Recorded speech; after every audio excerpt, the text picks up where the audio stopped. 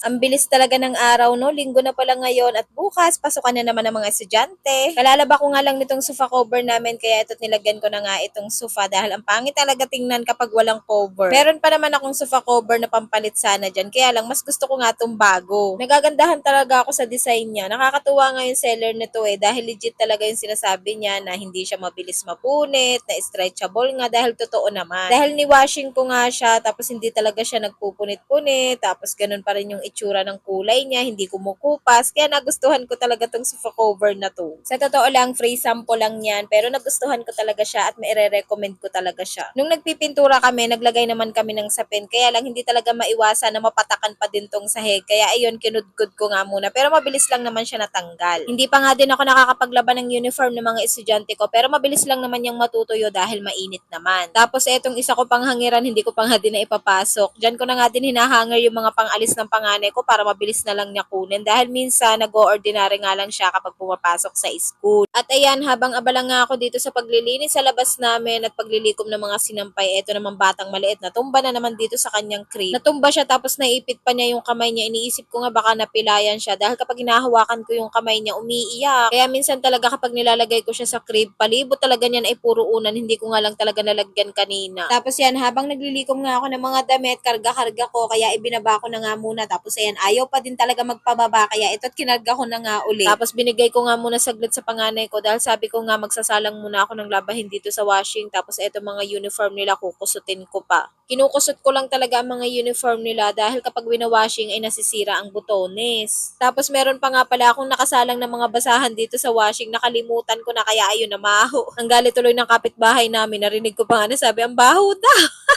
Sorry naman, napaka-busy ko kasi kaya yun nakalimutan ko. Basahan kasi yun, tapos winashing ko. Ayun, nakalimutan ko. Tapos eto nga't hapon ko na natiklop tong mga tiklupin ko dahil inuna ko nga yung paglalaba. Tapos nag-chat nga sa akin ng asawa ko na gumayak na nga daw kami at magbihis na dahil may lakad nga kami. Yung kasing bunso namin, monthly, sineselebrate talaga namin ang birthday niya at bumibili lang talaga kami ng konting panghanda para nga ma-celebrate namin. Pinaglalaanan talaga namin yan na kahit simple lang ma-celebrate namin dahil pinangako nga namin yan nung pinagbubuntis ko pa lang ang bunso ko. Grabe kasi talaga ang pinagdaanan namin ng baby ko nung pinagbubuntis ko pa lang siya. Tapos eto nga't ginabi na kami dahil dumaan pa nga ang asawa ko sa shop, may kinausap pa nga siyang tao doon. Naabutan pa nga kami ng ulan, buti na lang hindi masyadong malakas tapos hindi din masyadong traffic. Eto naman panganay ko, naiwan lang siya dito sa bahay. Hindi talaga yan mahilig sumama-sama sa amin. Mas gusto niya pa kasama yung mga kalaro niya. Tapos eto nga't pipicturean ko na tong bunso ko, panay ang dakot dito sa cake niya. Nakakatuwa lang, parang kailan lang tapos ngayon 10 months na siya, ilang buwan na lang magwa 1 year old na siya. O siya, hanggang dito na lang ulit. Salamat sa panonood.